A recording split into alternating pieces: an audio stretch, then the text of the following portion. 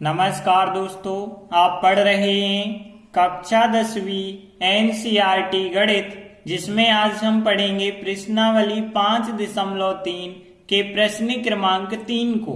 तो देखिए, प्रश्न क्रमांक 3 के 5 सवाल हम कंप्लीट कर चुके हैं। आगे देखेंगे 6, 7, 8, 9, 10। तो ध्यान से समझना। तो सबसे पहले हमने बताया था समांतर श्रेणी को हम अरिथमेटिक प्रोग्रेशन कहते हैं। तो एपी के द्वारा इसे दर्शाते हैं। एनवा पद अंतिम पद दोनों एक ही बात होते हैं, a plus n minus 1 into d होता है। और यदि हम बात करें समांतर श्रेणी के n पदों का योग, तो योग निकालने के लिए दो फार्मूले हैं। एस एन बराबर एन बटे दो 2a plus n minus 1 into d, और एस एन बराबर एन बटे दो a प्लस एल। एल मतलब जब अंतिम पद होता है आपके पास, तब आप ये फार्मूला लगाते हैं, और अंतिम पद नहीं है हमारे पास तो ये वाला फार्मूला हमें लगाना पड़ेगा। तो देखते हैं, छठवां सवाल है। a का मान हमें 2 दिया गया है, d का मान 8 और n पद का योगफल 90 दिया है। तो देखिए, जो हमें दिया गया है वो हमने लिखा, a बराबर 2 दिया गया है, d बराबर 8 दिया गया है और n पद का योगफल हमें दिया गया है 90। अब ध्यान देना, हमें जो चीजें दी जाती हैं हमेशा उसी का फार्मूला हम लगाते हैं। अब a का तो कोई फार्मूला नहीं होता, d का कोई फार्मूला नहीं होता। एस एन बराबर 90 दिया गया है, तो एस एन का ही हम फार्मूला लगाएंगे। अब एस एन के दो फार्मूले होते हैं, एक अंतिम पद वाला होता है जिसमें एल होता है, और एक बिना एल वाला होता है। तो एल की तो कहीं यहाँ बात ही नहीं हो रही है, क्योंकि एल तो हमें दिया नहीं गया है, तो एल वाला नहीं लगाना आप। एस एन बराबर फार्मूला लगाएंगे हम एन बटे 2 2a plus n minus 1 into d, ये वाला आपको फार्मूला लगाना पड़ेगा। और योगफल कितने के बराबर चल रहा है? 90 के बराबर चल रहा है, तो बराबर हमें 90 लिखते चलना है। अब देखिए, यहाँ पे n बटे 2 तो हम लिखेंगे, क्योंकि n का मान तो हमारे पास है नहीं। अब 2 a का मान कितना रख देंगे? 2 रख देंगे, प्लस n का मान हमारे पास है नहीं तो n माइनस 1 लिखा, और d का मान कितना है? 8 है तो 8 लिखा, बराबर चल रहा है 90। अब देखिए, और आगे हम सॉल्व करते हैं। तो यहाँ पे n बटे 2 लिखा, यहाँ 2 दूनी 4 हो गए, प्लस यहाँ पे n माइनस 1 है, 8 से गुणा करेंगे तो 8 का गुणा n में 8n होगा, 8 का गुणा 1 से करेंगे तो 8 एकम 8 हो जाएगा, बराबर 90 का 90 ही लिखते चलना है। और आगे देखिए, n बटे 2, यहाँ पे 8n पहले लिख देना, और फिर इसके बाद माइनस के 8 प्लस के 4 हैं, तो माइनस के 4 यहाँ पे बच जाएंगे, बराबर 90। अब देखिए, यहाँ n बटे 2 का आप इससे गुणा करेंगे तो 2 से 8 4 बार कट जाएंगे, तो यहाँ पे 4n और n ये है, तो यहाँ पे 4n वर्ग हो जाएगा।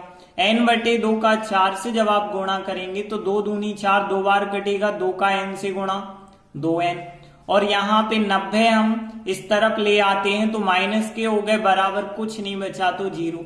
अब देखिए, 4n वर्ग माइनस 2n माइनस 90 बराबर 0। इसमें देखें तो पूरे में 2 से भाग जाता है, 2 से भाग देने पर 4n वर्ग में 2 से भाग देंगे तो 2n वर्ग आएगा, 2n में 2 से भाग देंगे तो केवल n 2 कट गए, और 90 में 2 से भाग देंगे तो 45 आएगा, बराबर 0 का 0।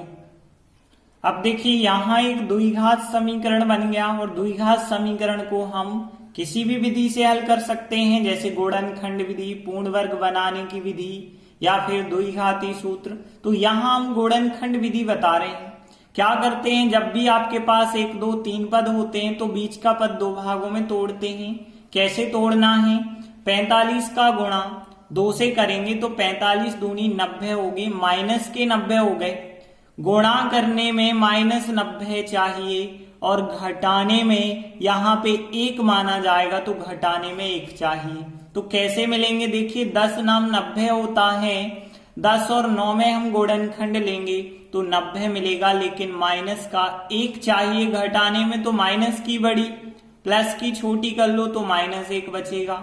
तो हमने 2n वर्ग इस n की जगह पे माइनस के 10n और फिर प्लस के 9n लिखे, 45 का 45 लिखा बराबर 0। तो बीच का पद हमने दो भागों में तोड़ दिया है। अब यहां से देखिए इन दो में से कॉमन लेंगे तो 2 और 10 में से 2 आएगा कॉमन, n यहाँ n भी कॉमन, 2 कॉमन निकल गया, n वर्ग में से एक n तो बच गया माइनस 10 में से 2 कॉमन निकाले, मतलब 10 में 2 का भाग गया तो 5 बार गया होगा और n कॉमन निकल गया, प्लस अब यहां जब n-5 आया तो यहां भी तो n-5 होता है बराबर 0 का 0। यहां 9n थे, अंदर n बचा तो 9 कॉमन निकल गए। अब n-5 जो 2 बार दिख रहा है उसे हम 1 बार लिख देते हैं। बाकी बचा क्या, 2n + 9, इसे हम दूसरे कोष्टक में लिख देते हैं। अब देखिए 2 गुणनखंड आ गए, अब हम इनको अलग अलग 0 के बराबर रखते हैं। तो हमने इसके बराबर 0 रखा और इसके बराबर, तो यहाँ पे n बराबर हमें कितना मिल गया, -5 उस तरफ गया, +5 हो गया। और यहाँ पे यदि हम देखें तो देखिए 2n बराबर हो जाएंगे -9 और फिर n बराबर हो जाएगा यहाँ पे 2 और बटे में चले जाएंगे तो -9/2। अब देखिए n क्या होता है, समांतर श्रेणी के पदों की संख्या कहलाती है n, और n कभी ऋणात्मक नहीं हो सकती है। तो हम लिख देंगे -9/2 जो आ रहा है यह असंभव है, तो जो असंभव है हम लिख देते हैं। तो यहाँ पे 9/2 मान्य नहीं हो सकता है माइनस का, और फिर n का मान फिर कितना लिया जाएगा, 5। अब देखिए हमें ज्ञात करना था, n का मान ज्ञात हो गया। अब हमें an ज्ञात करना है, मतलब nवा पद, तो इसीलिए an बराबर, अब an का फार्मूला a + n-1 × d होता है। अब देखिए a का मान हमें शुरुआत में दिया गया था 2 है, n का मान हमने ज्ञात कर लिया 5 आया, 5 - 1, और d का मान भी हमें प्रश्न में दिया गया है 8। अब आगे देखिए 2, यहाँ पे देखिए 5 में से 1 घटाएंगे तो कितना बचा, 4, इंटू में है 8, और यहाँ पे 2, और यहाँ पे 4 8 का गुणा किया जाए तो 32, और 32 और 2 जोड़ दें तो 34 आ गया हमारा an, मतलब nवा पद। तो हमने लिखा आता है दी गई समांतर श्रेणी में, मतलब जो क्वेश्चन है समांतर श्रेणी का उसमें n का मान 5 आया है और an nवा पद 34 आया है। तो 6वां सवाल कंप्लीट हुआ। अगला 7वां सवाल है, यहाँ a का मान 8 दिया गया है, nवा पद 62 और n पद का योगफल 210 दिया गया है, n और d के मान ज्ञात करना है। तो देखिए यहाँ दिया गया है, पहला पद a बराबर 8 है, nवा पद 62 है और n पद का योगफल 210 है। तो हमने आपसे कहा था जो चीजें हमें दी जाएं उन्हीं के फार्मूला आप लगा दें, तो इसीलिए अब a का फार्मूला नहीं होता, लेकिन nवे पद का फार्मूला होता है a + n-1 × d बराबर कितना है, 62 है।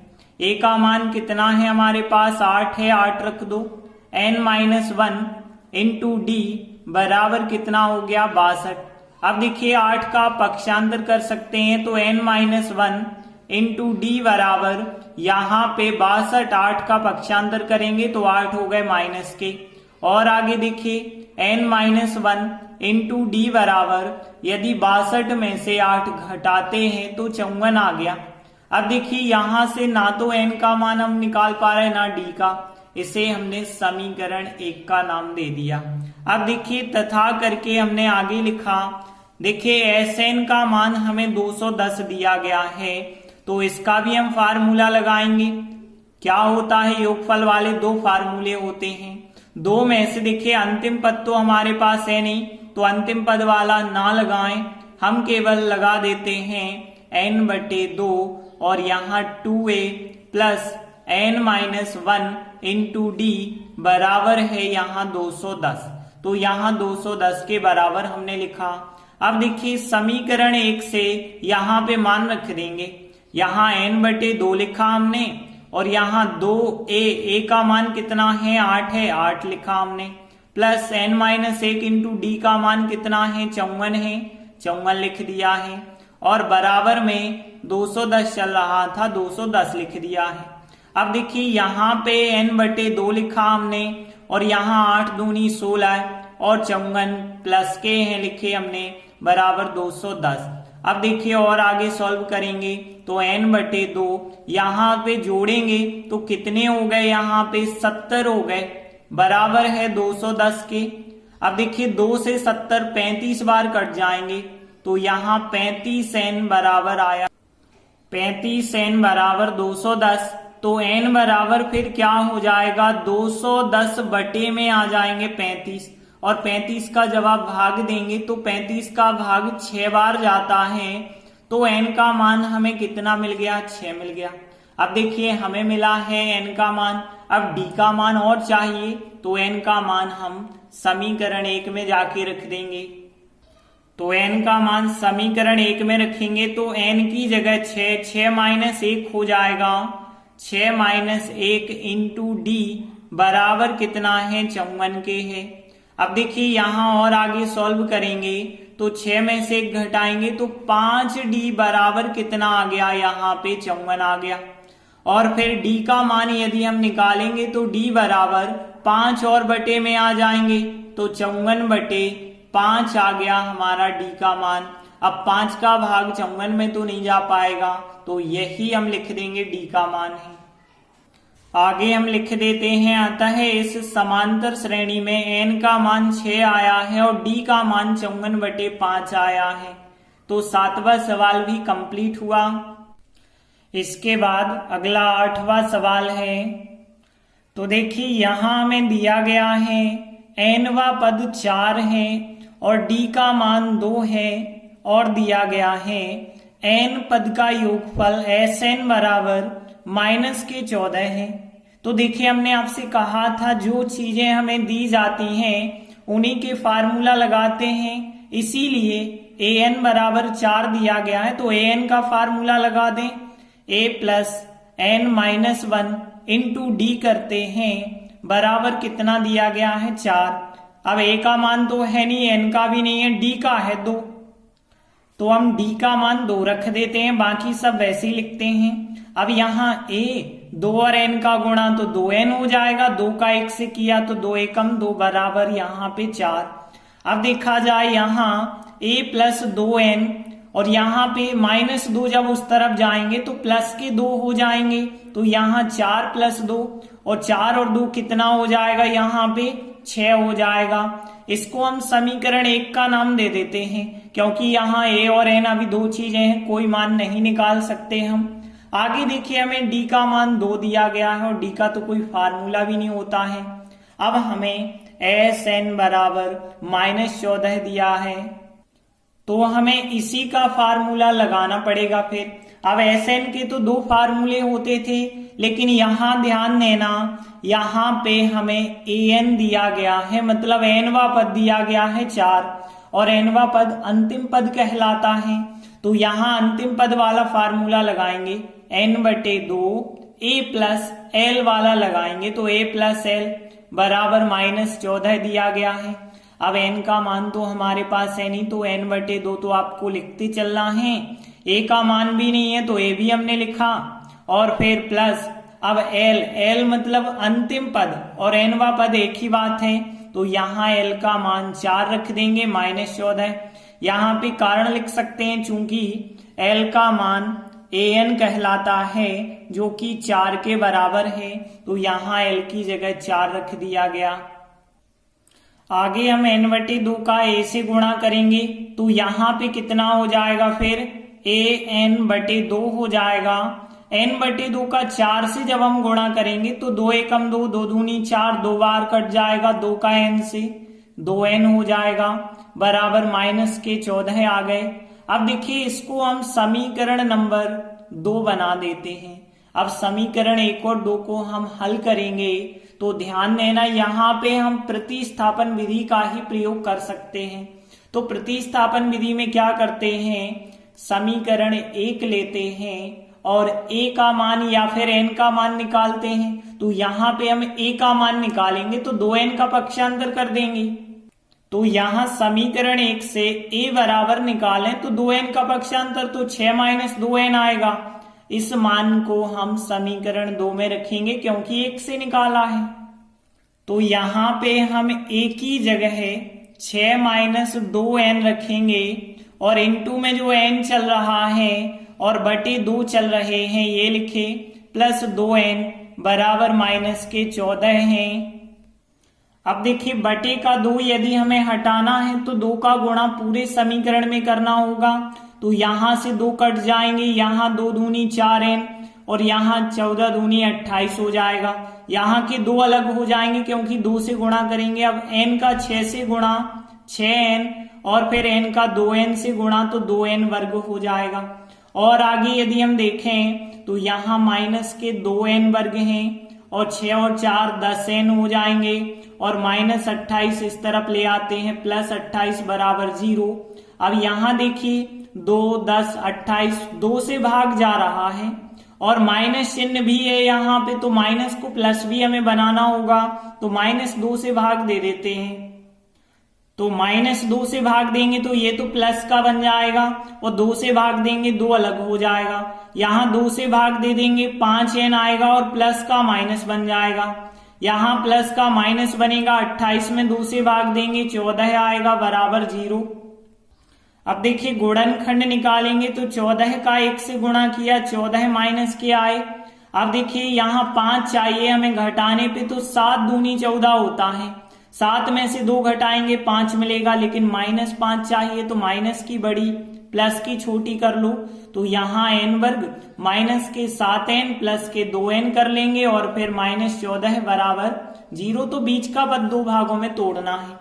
अब यहां से n कॉमन निकालेंगे तो n -7 आ जाएगा, प्लस अब यहां भी n -7 चाहिए बराबर 0 का 0, 2n और यहाँ n बचा, 2 कॉमन निकाल दो। अब यहाँ पे n -7 हो गया और फिर n प्लस 2 बचा दूसरे कोष्टक में बराबर 0। तो 2 गुणनखंड आ गए। अब हम इन दोनों के बराबर अलग अलग 0 रखेंगे। तो n -7 बराबर 0 और n प्लस 2 बराबर 0। तो यहाँ n बराबर हमें प्लस का 7 मिल जाएगा और यहाँ पे देखें तो n बराबर हमें +2 है, -2 मिलेगा। अब देखिए n क्या होता है, पद की संख्या जो कि ऋणात्मक नहीं हो सकती है। तो n बराबर -2 असंभव है, तो n बराबर 7 माना जाएगा। अभी आया n का मान, इसलिए a बराबर कितना आएगा, देखिए 6 - 2 इंटू n का मान अब 7 रखेंगे तब हमें a का मान मिलेगा। तो a बराबर 6 - 2 n की जगह 7 रख दिया। तो यहाँ 6 - 7 दूनी 14 है और 6 में से 14 घटाएंगे तो यहाँ a का मान हमें -8 मिल जाएगा। तो a का मान -8 और n का मान हमें 7 मिल गया। अतः दी गई समांतर श्रेणी में n बराबर 7 और a बराबर -8 है। तो 8वां सवाल भी कंप्लीट हुआ। अगला 9वां सवाल है, a बराबर 3 n बराबर 8 और s बराबर 192 दिया है, d का मान ज्ञात करना है। तो देखिए हमें जो चीज दी गई है हमने उसे लिखा। अब देखिए हमें जो चीज दी जाती है हम उन्हीं के फार्मूले लगाते हैं। a का कोई फार्मूला नहीं होता, n का कोई फार्मूला नहीं होता, s का फार्मूला होता है। s मतलब योगफल, योगफल के 2 फार्मूले होते हैं। कहीं अंतिम पद की तो बात है नहीं, तो अंतिम पद वाला नहीं लगाएंगे। हम फार्मूला लगाएंगे n/2 2a plus n-1 into D वाला हम फार्मूला लगाएंगे और योगफल कितने के बराबर रखेंगे, 192 के। अब इसमें हम मान रखेंगे n का मान है 8, तो 8/2 हो जाएगा। फिर 2, a का मान कितना है 3 है, प्लस n का मान 8 रखेंगे, 8 - 1 हो जाएगा और d हमें पता नहीं ज्ञात करना है और 192 बराबर चल रहे हैं। अब आगे ध्यान देना, यहाँ 8/2 कितना बन जाएगा 4 और यहाँ 3 दूनी 6, 8 में से घटाएंगे 7, 7 का गुणा d से करेंगे 7d होगा बराबर 192। अब ध्यान देना यहाँ 4 जो है गुणा में है, गुणा वाली संख्या बटे में जाएगी तो 6 + 7D बराबर 192 बटे में आ जाएगा 4। और 4 से जब हम भाग देंगे तो यहाँ पे 4 एकम 4, 4 चौके 16, बचे 3, हो गए 32, 4 8 32। तो 6 + 7D का मान 48 और 7D का जो मान होगा 48, 6 का पक्षांतर कर देंगे तो 6 माइनस के। अब यहाँ 7D बराबर 48 में से 6 घटा दें 42 आ गया। और फिर D बराबर कितना आ जाएगा 42, 7 जो गुणा में थे बटे में आ जाएंगे और 7 का भाग देंगे तो 6 बार जाएगा तो D का मान कितना आ गया 6। अतः दी गई समांतर श्रेणी में D बराबर 6 हमारा उत्तर हो जाएगा। तो 9वां सवाल भी कंप्लीट हुआ। अगला 10वां सवाल लेते हैं। तो देखिए यहाँ क्या क्या दिया गया है। L बराबर दिया गया है हमें 28, मतलब अंतिम पद 28 है। और S बराबर हमें दिया गया है 144 और कुल 9 पद हैं। कुल 9 पद हैं का मतलब है n का मान कितने के बराबर है, 9 के बराबर है। अब हमें a ज्ञात करना है। तो a का मान कैसे ज्ञात करेंगे, तो ध्यान देना, हमने आपसे कहा था जो चीजें हमें दी जाती हैं उन्हीं के फार्मूला हम लगाते हैं। अब यहाँ पे L का मान 28 दिया गया है और S का मान 144 दिया गया है। तो देखिए L का फार्मूला a + n - 1 × d होता है। अब आपके पास ना तो a है ना तो d है, तो ये वाला फार्मूला हम ना लगाएं, S वाला फार्मूला लगाएं। तो देखिए हमें पता है S के 2 फार्मूले होते हैं, एक जब अंतिम पद हो और अंतिम पद है आपके पास तो अंतिम पद वाला फार्मूला लगा दें। फिर n/2 a + L का मान 144 के बराबर है। देखिए L का बिल्कुल आपको फार्मूला लगाने की जरूरत नहीं है, केवल S का हम लगा रहे। अब देखिए n/2, n का मान 9 है तो 9/2।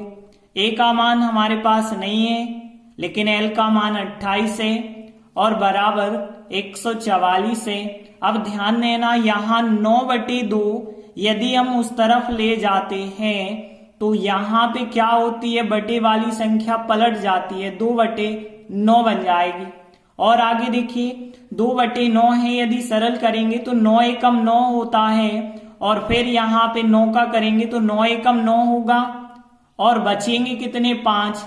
तो यहाँ 54, 9 × 6 = 54, मतलब 16 बार कट जाएगी ये संख्या और 16 × 2 मतलब यहाँ पे 32 हो जाएगा। तो a + 28 बराबर 32 हो गया और हमें चाहिए a का मान, तो a बराबर 32 - 28 करेंगे तो फिर a का मान कितना हो गया 4 हो गया और यही हमारा आंसर हो जाएगा। अतः दी गई समांतर श्रेणी में a का मान 4 है। तो 10वां सवाल भी कंप्लीट हुआ। धन्यवाद।